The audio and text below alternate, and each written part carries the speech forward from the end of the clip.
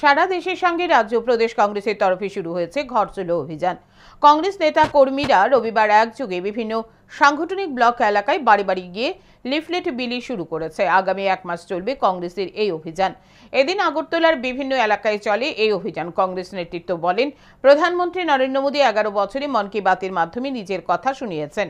অভিযোগ, কোনো পর্বেই সাধারণেরই জীবন যন্ত্রণা, নিত্য প্রয়োজনীয় পণ্য সামগ্রীর লাগামহীন মূল্যবৃদ্ধি, ক্রমবর্ধমান বেকারত্ব, সামাজিক অবিচার, নারীদের বিরুদ্ধে ক্রমবর্ধমান অপরাধ, এসটি, এসসি, ওবিসি ও সংখ্যালঘু প্রান্তিক জনগোষ্ঠীর জীবন যন্ত্রণার কথা শোনা গেল না।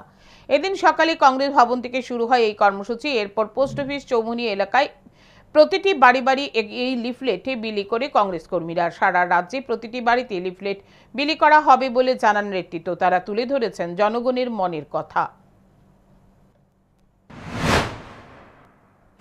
আমরা 11 বছর যাবৎ ভারতের প্রধানমন্ত্রী নরেন্দ্র মোদীজি আমাদের মন কি বাত শুনিয়েছেন ওনার, কিন্তু জনগণের মন কি বাত উনি কোনো সময় শুনেন নাই।